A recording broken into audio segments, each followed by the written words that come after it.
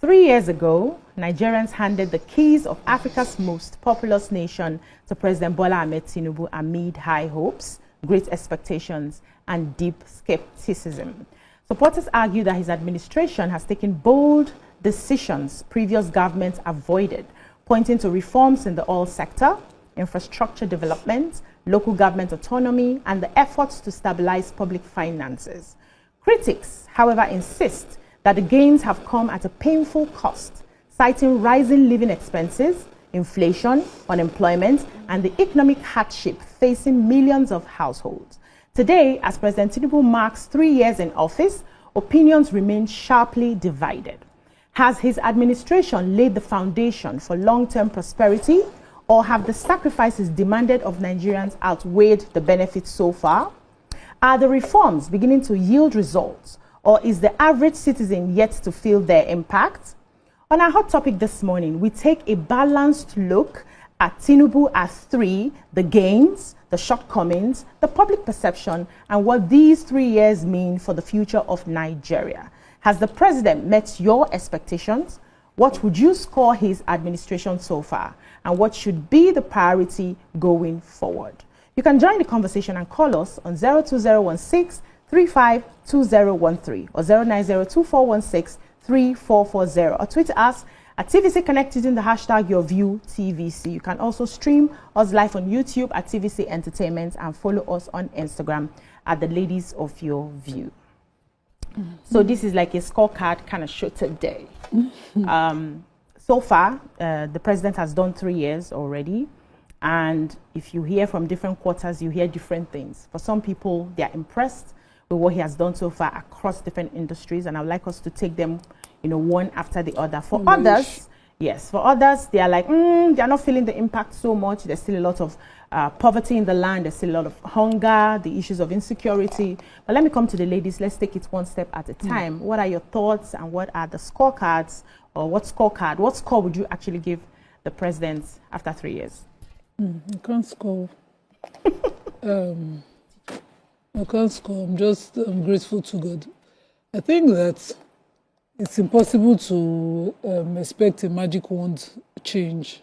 So for the things I think he's done, well, it's, of course, the education intervention through the net fund and all of those TED funds intervention, where they have a school loan arrangement where the students are now getting, sort of free, interest-free loans for schooling, which covers indigent students. The reason why I took this is because I was grateful to God for being an ESCO member of NAMLAS, the Nigerian Muslim Law Students Association back then in school. I was an ESCO member from 200 level to 500, and I had to raise school fees.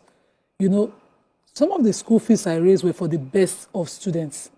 They were so indigent, paying their fees would have been impossible. One of them graduated first class at law school, first class at my university, and went on, is now a professor of law in Scotland.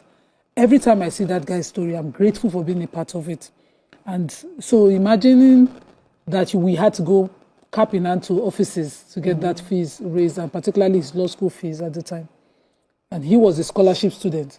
So this that the president has done has put dignity in such an arrangement, such that he would not have needed people like us carrying paper up and down, trying to raise money for the body then.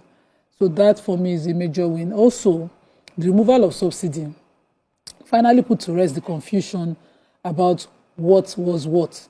I remember the arguments back and forth in the early days of being on the show about whether they should remove subsidy or whether they shouldn't. I remember being on the don't remove argument and later jumping on the remove it, at least let us rest argument. The reason is because of the inability of the government to prosecute the subsidy thieves at the time. People who got paid for not even, without supplying anything. And, they were found, they became politicians and politicians' children. Until date, we've not had a conviction. And into that, I was of the opinion, okay, since we are paying ghosts, or we cannot verify who we are paying, and every time the oil importers come on our show, they come on the news, they come everywhere, insisting that they've acquired so much loan and interest on the loans that they have gotten that they can't afford, and hold the country to ransom, where we now have to queue to buy fuel. And we have passed that stage. We have removed the subsidy. We are no longer under their ropes. We are no longer being tied to them. And I have not had a situation where I had to queue for fuel in such a long time. I can't even remember the days I used to queue. I was so good at it that me, I need a queue. I always had phone number of one person or one person, and I used to just walk in and pick up. I used to boast about, how I survived it. But those are not the conversations anymore. And so I would give that. Then the major infrastructure, the coastal road, which has relieved, because I traveled the coastal road to YK's party. If I was doing it on the Lekki Express Road, I for hate the party, the trip. But it was a less than, from Marina to that place was less than 30 minutes drive. And we enjoyed the trip and back. And so that's a major win. The Sokoto Road, I see that. My husband has this update on channels, on all the infrastructure updates he watches. And so I walk past the TV and I see all the works that are happening. And now, with the Sokoto Road, there will be a shortcut of less than 2 hours trip to Bida, where I mill my rice. And so for that, I'm very, very impressed. But Salah now came, and I saw hunger in ways that I didn't see. Every Salah, when I make the same quantity of food, I have leftovers. I was on the phone with my friend and I was saying, the jollof rice is so good. I said, keep for me. I said, of course, I'll get you. I'll freeze it. I'll bring it for you. By the time it was 5:30, we had exhausted everything. There was a team of workers around. They were peeping for food. And I said, okay, because it's Salah, my tradition and my parents' tradition is let the food flow, let people eat. Everybody that ate had a take. We ran out of takeaways. People were buying poly bags for food. There's serious hunger in the land, yeah. When my husband and myself had an argument later, because he had said, make a full bag, and I was like, no, every year I always have leftovers. If I do that, I will have too much leftovers, and I don't want to waste food. I regretted it by 5:30 in the evening, because we were done, we were exhausted, and we're giving people, and we did not stop giving, and people did not stop coming for need. It's an unusual Salah. For me, there's serious hunger. The people who I know whose religion had exempted them from for a long time, and I've never offered them food. I saw them in my house this weekend. And so that kind of thing, tells me personally, beyond what I read in the papers, the level of hardship out there. So imagine people who have to figure out their food and reading off the papers, these major wins that I have talked about, who do not have to test it, who don't live in the cities, and then we'll come back to the insecurity, where we now have pickets of attacks again, where our forests are taking over and we seem incapacitated again. Because this was the narrative prior to this government, where we had abductions in Dapchi, in Chibok, and all of that, and our government seems helpless. I'm wondering, why do every government have to allow a sort of abduction or suffer a sort of abduction under their watch? This government has just done 3 years. We do not have, the kind of large volume of the Dapchi, or the one where they cleared an entire 200. Chibok, Dapchi, there's also another one. But we have these pickets of, a full bus in Benue on the way to exam that was abducted, such levels of abduction, well, and the killings that happened in Plateau, showing that, we still are not meeting up as much as I would like to read our level of security. You saw that when I took the papers, I exempted the naval angle of our security apparatus, because our waterways seem very safe now. There have not been any major. There was a time, even our waterways was at risk. We used to have attacks through the waterways, and we've passed all of that. But where we are now, we can't still be having abductions. We can't not be having attacks on our roads. We can't secure our roads. I have read and seen government officials talk about, bringing the technology in and, doing better. And where we are, we cannot find our people. These people are releasing videos. They had the audacity to release a video of the beheading of a Nigerian. And we cannot continue to have that. Let me hear.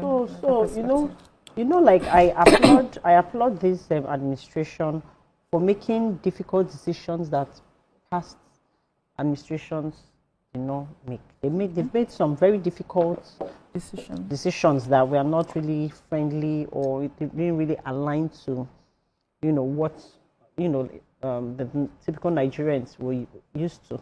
Removal of first subsidy, tax reforms, a lot of things, right, that, would take effect. We'll start seeing the effect long term, okay? Because whether you like it or not, in Nigeria, we still struggle to pay our taxes. And we need to pay our taxes for government to be able to save money to be able to do certain things. But that being said, I also think that we are focusing on the wrong things. And I hope that by this fourth year, that we'll try to focus on a very major sector that we're really overlooking in Nigeria, which is the medical sector. Because now person their life go get citizens, we go vote for them, way in go rule. You're not going to rule over or lead ghosts or dead people or sick people. We don't want to be a country that is filled with sick people, and then we are dependent on religion for cure. It's a sad one. We're lacking doctors, nurses.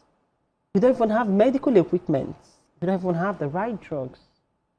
And then you find out that all our leaders travel abroad for medical care.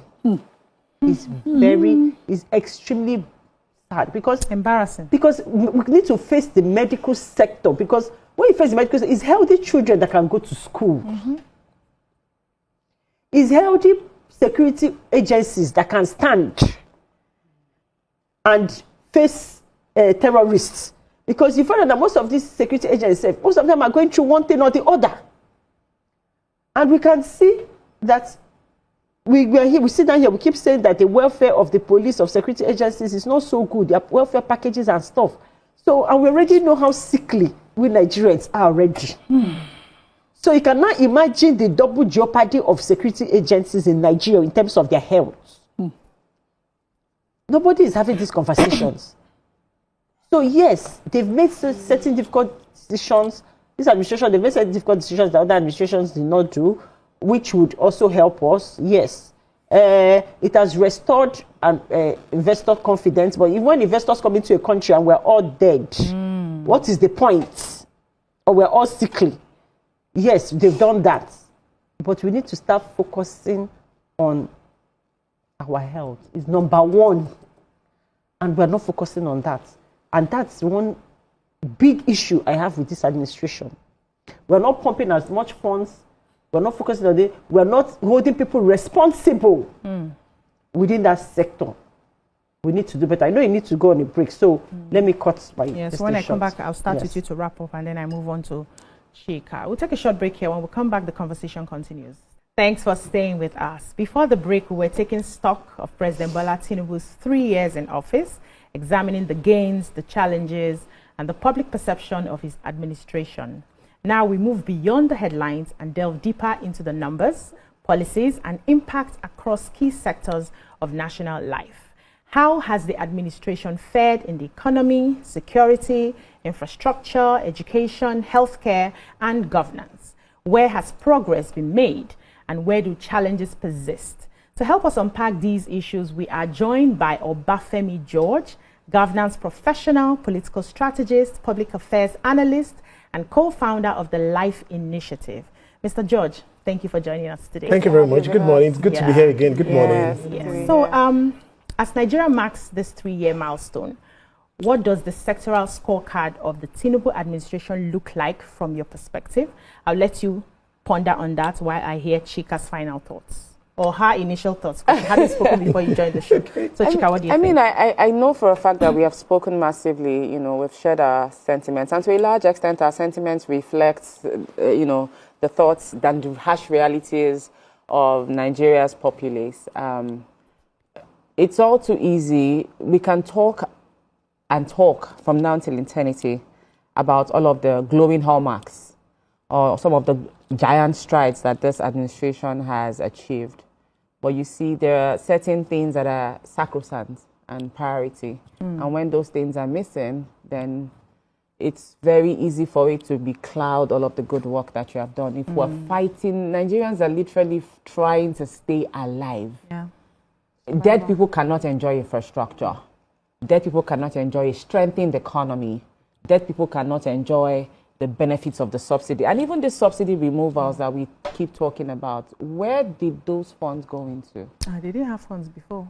So you see, so there's a lot that we are grappling with. If you check the polls, when you say before the beginning of this before the start of this administration, Nigerians had expectations, speak to the average Nigerian, speak to the vast majority of Nigerians and tell them to what extent has reality matched your expectation. And you hear. I mean, we have neighbors, we don't live in silos, we live amongst people. And we see the pangs, the growing pains, the angst, the hunger, the trepidation, the fear. Never before have we felt so uncertain as a people, regardless of all of the good things that this administration has achieved. We do not feel safe. Our kids are not home with us. And the pain of one is the pain of all. We can always sit here and say, oh, it hasn't come into our own, cocoon. But it's worrisome. And the fact that this continues, Nima raised the point where I really agree. I agree with when she says, why are we allowing kidnappings to continue? And I think that it's because when things are not nipped in the bud, then you send a strong message to perpetrators of such acts that this is doable. When this whole thing started and we started to pay ransoms, that's when we lost half the battle. And now it's looking like kidnapping is something that is beyond the grip, understanding of the government. And even look at other sectors that many of us are not talking about that have been affected grossly. Think about manufacturing, for instance. High import costs, expensive diesel and energy costs, higher borrowing costs. Think about industries, small and medium scale enterprises, even real estate where I play. It's so affordable housing, that concept continues to become something that is going to go into oblivion. It has already gone into oblivion. So think about all of these sectors. Look at the consumer goods and retail. Look at real estate, like I said before, transportation and logistics. There is so much that is left undone, but at the top of all of these sectors that are really feeling the heat is the fact that we need to be alive first, BC, to be able to enjoy anything that this government can do. Thank you so much. And so if we do not tackle and face security head on, it's going to be a problem. And you and I know that in this final year, I don't know how much attention and be paid to this, and how the head slammer will be brought down on this issue because now it's election. Yeah, election season. So thank you so much, Chika, and I'm glad Obafemi George is here so that he will give us data. When you hear political analysts, they're the ones that go deep into the matter and give us real life data of what the government has done or not done so far. So I'm coming to you, sir. The scorecard of the president so far, what do you think? What are your perspectives? Before we go into that, I share your passion about insecurity and people feeling unsafe. Saturday evening, I left a meeting on my way home late in the night, about 11:15, and I saw a missed call from my youngest son. And I was like, okay, I was 5 minutes away from the house anyway. I'll see him soon. And I got him about 11:30. The front door was open. I entered my house. ACs were on.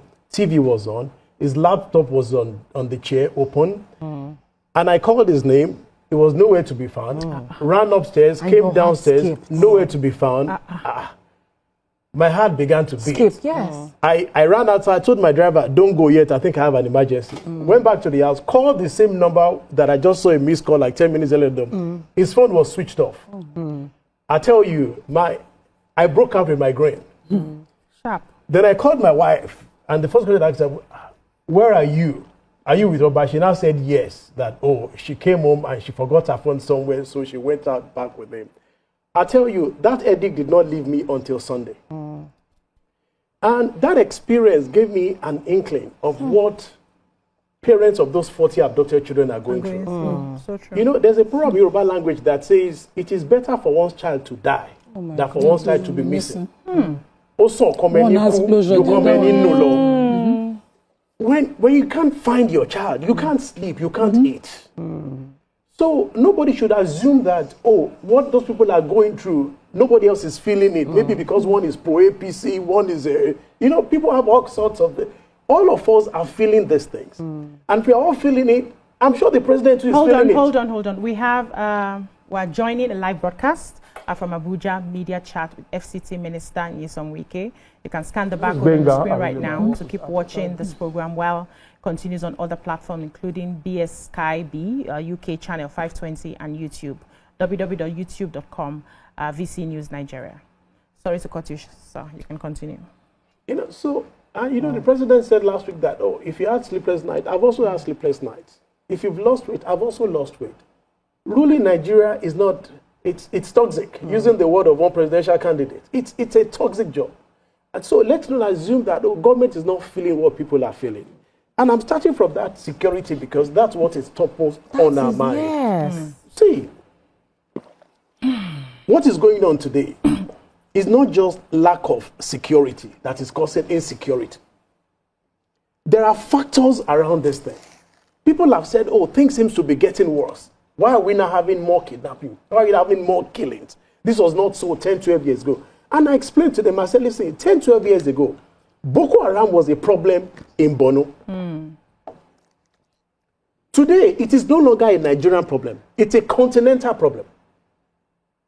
From Mali to Burkina Faso to Niger to Chad, Central African Republic, Sierra Leone. And what caused that? Why has this thing grown so monstrous? The French government used to maintain a military base in what you call the Sahel, from the west of Africa to Central Africa. Beginning from 2022, most of those countries cut military ties with France. So French government pulled out their military from those countries. And you see, life abhors a vacuum. Yeah, so the moment the French army left that entire Sahel region, terrorists took over. So what you see happening in Nigeria, same thing is happening in Burkina Faso, same thing is happening in Mali. Attacking schools, kidnapping children, kidnapping women, killing people. It's an African issue. And people have said, why can't you police our border? Why can't you stop them from coming in? Those are sentiments in Lagos. I've lived in the north. There are Nigerians whose father is from Katsina and mother is from Niger Republic. There are Nigerians whose father is from Borno and the mother is from Chad. So you and I can say, why can't they just put a fence there? But there are Nigerians who share parenting from both countries. And sentiments. And if you're not in their shoes, you can never understand and appreciate what they're going through. That is one side. Now, when you say insecurity, you see, for us in the South, we just put a blanket definition on that insecurity. It's Boko Haram, it's ISIS, it's Islam. No. The cause for insecurity in Northwest is different from what created insecurity in North Central. It's different from what created insecurity in Northeast. In Northwest, it is largely built around illegal mining. In North Central, it's an age-long issue, specifically in Plateau and Borno. If you go back to our history, and I can beat my chest, if I have the time, I can narrate to us how insecurity started and what is actually the root cause of insecurity in North Central, Plateau and Benue. And you can trace it back to 1805, the jihad of Usman Dafodio. That is where that started from. And you can see that over the years, those issues are still there. In 1960, when we gained independence, there was peace in Plateau and Benue. Prior to that time, the moment the British government left, that thing came to the fore. 1963, there was a big crisis in Benue. And what was the main reason? That is a Christian enclave. So you have the TVs, the Domas, the Biroms in Plateau, who are purely Christians. Now, you have the Northern People's Congress, which was the political party in control of the North. But these are Hausas and these are Fulanis. So for the people in the Middle Belt, they didn't just see a political party. They didn't just see Northern People's Congress. So when they look at Sam Bello, they are not seeing a premier of Northern region. What they are seeing is the great-grandson of Usman Dafodio. So in their mind, in their consciousness, they are not looking at politics. They are seeing a jihad that wants to come into the political space. Hey, God. So their resistance to Northern People's Congress was violent. And that was what created the crisis in TV in 1963, 1964. Over 400 Nigerians were killed. And that thing hasn't stopped. That came again in 1994. And because you see, now we are one country. People have migrated, people have moved to places. You can't tell someone who left Katsina or whose parents left Katsina and moved to Jos and tell the person is not a Nigerian. Doesn't belong to Jos. And that it doesn't belong to Jos. And that's the fundamental problem we're having in Plateau up till this morning. 1994, they appointed a man, his name is called Alhaji Kato. They made him administrator for Jos local government. Of course, chaos everywhere. The indigenous people felt assaulted because they're like, why would you make a settler coordinator of a local government? And the indigenes are there. And the indigenes are there. Crisis, bloodshed. Sir, let us take a short break. Okay. The conversation is deep. You are giving us serious history. Yes, which is but when good. we come, it's good to know where we are coming from so that we know where we are going to. But when we come back, I would really like us to look at the solution of some of these things that we're highlighting today. It's good to know where we're coming from. Yes, it's good to know. We'll be on with us. We're still having our guest here, Obafemi George, and you've really gone deep into helping us to understand the root causes of some of the insecurity issues we have across the country. And I like the fact that you went there, because sometimes we sit back and we just cover insecurity with a blanket without understanding what has, brought it this far. All the facets. And how we can go deep into it. But we'll come back to the solution a bit more when we're getting close to the end. I'd like us to still touch on other aspects. Still on understanding insecurity, because when you mentioned the Sahel, the little I know, because me, I'm not a child of it, I don't follow history, just small reading. The little I know of the Sahel is that, these countries wanted their full independence. They don't want their currency backed in France. They want full independence. And asking for that would cost something. France has a history of leaving every colony damaged. Whatever development they did there, they would kill it before they leave. It's in the books. And so I believe leaving these countries vulnerable and even sponsoring militias across these countries, as the countries have alleged, is what France has done. So how seriously should we take these foreign actors, this France, the Britain, the Americas, in the scheme of our insecurity? Should we continue to trust their own intelligence over local intelligence? Thank you for that. Do we have local intelligence? We do. Oh, yes, we do. Okay. Oh, yes, we do. And I mean, what gladdens my heart the most is the fact that this administration is actively pursuing creation of state police. Because you see, at the end of the day, the same way politics is local, security is local. Because there's no security without intelligence. And no matter how skillful you are, even if CIA comes into Nigeria, they will still need local people to give them intelligence. True. So the most powerful form of security is the local one, not even the military. Because I tell people, our soldiers are not trained to be fighting Boko Haram in Borno or in Sokoto or in Kaduna. No, it's the local security. And just last weekend, the Senate president was still saying that, they're putting everything into place to make sure that this bill, of creating a state police, is done this 2026. And I'm looking forward to that. Let me tell you one of the shortcomings why insecurity has also persisted. And I'll take you back to that Jos crisis. The one that happened in 2001, 2002. Same Jos local government. Now, when that crisis erupted, at the end of the day, about 1,000 lives were lost. When they set up the Justice Nikitobi panel, that panel indicted the commissioner of police. Wow. Because they said that the police was complicit and was biased. And that was one of the reasons why that crisis escalated to that level. So, and they were of the opinion that there should be an unbiased state police. Because you see, if, for instance, I'm Obafemi George, I'm a Lagosian, and I joined the Nigerian police, you train me in Lagos, you now post me to Sokoto to go and police Sokoto. I don't speak Hausa, I don't understand Islamic culture, I don't understand Hausa culture. How are they going to volunteer intelligence? I have failed before I started. They'll be suspicious of you. You're always going to be an outsider. Oh, yes. And my only motivation is my salary. But when you make me a Lagosian, a policeman in Lagos, born and bred in Lagos, my interest, my motivation is beyond just money. Salary. I want to protect my town. And because I was born and bred here, I know every nooks and crannies.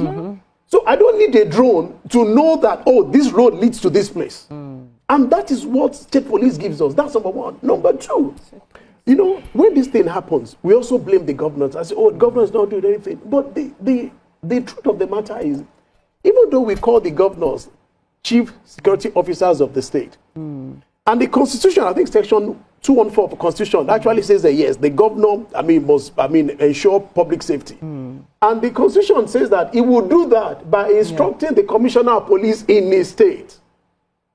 But he's not in control of the commissioner of police. Yes. That commissioner of police is answerable to an IG in Abuja. In the federal apparatus. So even if there are security issues and he called the commissioner of police, he needs approval from his IG while the state is on fire. So if anybody That's an anomaly. See, that's what I call the leprosy in our constitution. Yes. And that's why I argue that this constitution we are running on is not our constitution. It was the military that gave us the constitution. And military, they are not trained to be democratic in thinking. They were trained to obey the last order. a central command structure. Channel. And that was what they put in our constitution. That everybody reports to the commander in chief of the armed forces. No. If we have copied United States form of democracy, then let us also copy the security architecture. Yeah. Let's copy what makes that democracy work. In the US, you have state police, you have county police. So let's copy correctly. Yes, for you to be a county chief, you must have been born and bred in that county. So you know almost everybody in that place. So you can police the place effectively. And that's why I was excited when the president appointed the retired soldier as a special advisor on Homeland Security.